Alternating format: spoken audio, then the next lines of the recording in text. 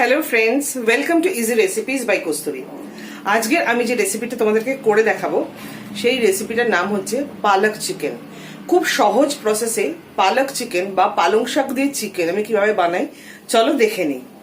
আজকের ভিডিওটা যদি আমার ভালো লেগে থাকে তাহলে তোমরা অবশ্যই আমার চ্যানেলটাকে লাইক, শেয়ার এবং সাবস্ক্রাইব করতে ভুলবে না, আর প্রচুর পরিমাণে কমেন্ট করবে। চলো পালক চিকেন কিভাবে বানাই দেখে নিই। পালক চিকেন বানানোর জন্য আমি এখানে বোনলেস চিকেন নিয়ে নিয়েছি। বোনলেস চিকেনগুলোকে বেশি ডাইস করে কেটে নিয়েছি, আর তার মধ্যে মাখিয়ে রেখে দিয়েছি শুধু আদা রসুনের পেস্ট। আদা রসুনের পেস্ট ছাড়া এর মধ্যে আর কিছুই নেই। তোমরা দেখতেই পাচ্ছ যে আমি এখানে শুধু আদা আর রসুনের বাটা মাখিয়ে রেখে দিয়েছি। তোমরা দেখতেই পাচ্ছ, দেখো আদা রসুনের বাটা অনলি। নুন বা অন্য কোনো মশলা একদমই নেই এটার মধ্যে, অনলি আদা রসুন বাটা। দেখো কড়াইয়ের মধ্যে গরম জল করে নিয়েছি। বেশ টকবক করে যখন জলটা ফুটেছিল সেই অবস্থাতে আমি ছাড়িয়ে পরিষ্কার করে ধুয়ে রাখা পালং শাক দিয়ে দিয়েছি। পালং শাকগুলোকে ব্লাঞ্চ করছি। ব্লাঞ্চ করে নিয়ে আমি এটাকে মিক্সিতে দিয়ে পেস্ট করব। পেস্ট করে নিয়ে আমি একটু ঠান্ডা হলে পেস্ট করে নিয়ে আমি ফিরে আসছি, এসে দেখাচ্ছি বাকি প্রসেসটা। পালক চিকেন বানাবার জন্য কড়াটা গরম করে নিয়েছি। পালং শাকটাকে জল থেকে তুলে আমি ঠান্ডা করে পেস্ট করে নিয়েছি, একদম পেস্ট বানিয়ে নিয়েছি। এবার আমি কড়াইয়ের মধ্যে দেব তেল। তেলটা আমি একটু মাঝারি পরিমাণ দেবো। আমার এই পলাটা ভীষণই ছোট। আমি এই পলার 4 পলা দিলাম, মানে 2 টেবিল স্পুন মতন আমি তেল দিলাম। ঠিক আছে, এবার তেলটা গরম হোক, তারপরে আমি বাকি প্রসেস নিয়ে ফিরে আসি। তেলটা একদম গরম হয়ে গেছে। এবার আমি এটার মধ্যে দিয়ে দেবো পেঁয়াজ বাটা। এখানে কিন্তু শুধু পেঁয়াজ বাটা আছে। আমি 2টো পেঁয়াজকে পেস্ট করে নিয়েছি।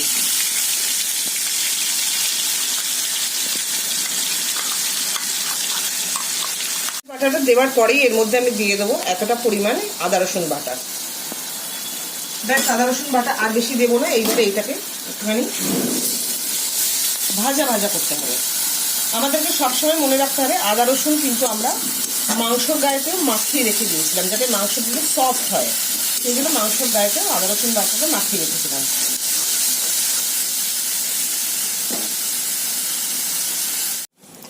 আচ্ছা, আদা রসুন বাটাটা মোটামুটি ভাজা হয়ে গেছে। এবারে আমি ম্যারিনেটেড চিকেনটাকে এর মধ্যে দিয়ে দেবো। হ্যাঁ, ম্যারিনেটেড চিকেনটাকে এর মধ্যে আমি দিয়ে দিলাম। চিকেনটার মধ্যে কিন্তু হলুদ কোনো রকমেই যাবে না। একটু দিলাম লঙ্কা গুঁড়ো, একটু দেবো জিরে গুঁড়ো, আর একটু বেশি পরিমাণে দেবো ধনে গুঁড়ো। হ্যাঁ, যেহেতু পালং শাকের নিজস্ব একটা টেস্ট খুব একটা যে ভালো দারুণ তা নয়, সেই জন্য এগুলো দিচ্ছি।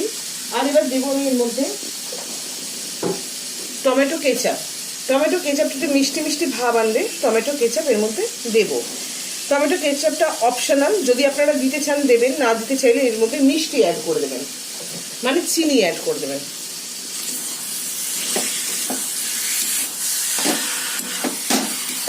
এটাকে ভালো করে মিশিয়ে নেবো আমি এবারে এর সাথে সুন্দরভাবে। এর মধ্যে এবার নুন অ্যাড করব, পরিমাণ মতো নুন অ্যাড করবো আমি এর মধ্যে।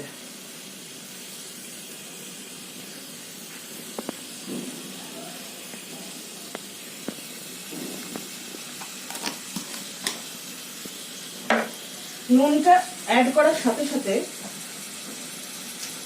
আমি এর মধ্যে অ্যাড করব পেস্ট করে রাখা পালং শাক।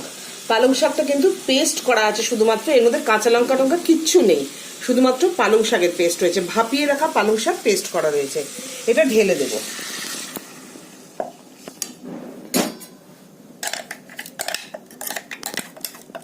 পালং শাকটা দিয়ে ভালো করে মেশাবো। মশলা, পালং শাক, মাংস সবকিছু একসাথে খুব সুন্দর করে মেশাবো। যেহেতু আমি এটা বোনলেস চিকেন দিয়ে রান্না করছি, সেই জন্য আমি এটার মধ্যে কোন রকম ঢাকা দেবো না। ঢাকা ছাড়াই আমি এটাকে রান্না করবো, কারণ পালং শাক এক্ষুনি অনেক জল ছাড়তে আরম্ভ করবে। ঠিক আছে, আমি এর মধ্যে কোনো ঢাকা দেবো না। আর আজকের আমি একদম হেলদি ওয়েতে দেখাচ্ছি পালং শাক বা পালক চিকেন বানানো। এর মধ্যে আমি কোনো ক্রিম অ্যাড করবো না, কোনো কাজু বাদাম বাটা অ্যাড করবো না।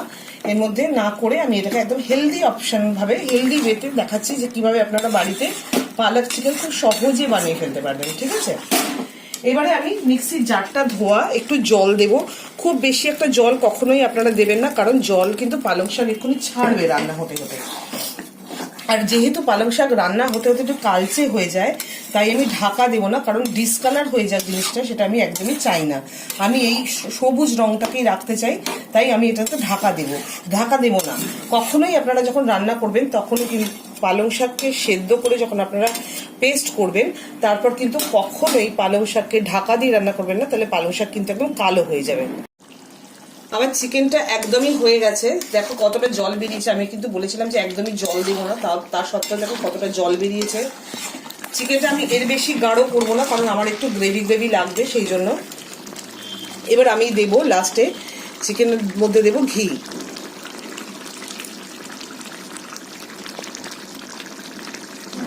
দেওয়ার পর আমি আর বেশিক্ষণ নাড়াচাড়া করবো না, একেবারে আঁচটাকে বন্ধ করে দিলাম। রেডি হয়ে গেল আমাদের পালক চিকেন। আপনারা অবশ্যই বাড়িতে ট্রাই করবেন, ট্রাই করে আমাকে জানাবেন যে কেমন হলো। লাস্টে ঘিটা অবশ্যই করে দেবেন। ক্রিম যারা অ্যাভয়েড করতে চাইছেন অ্যাভয়েড করুন, ঘিটা দেবেন, খুব ভালো লাগবে। আর যাদের ঘি রেস্ট্রিকশন আছে তারা ঘি দেবেন না, এমনিও খেতে খুবই ভালো লাগবে।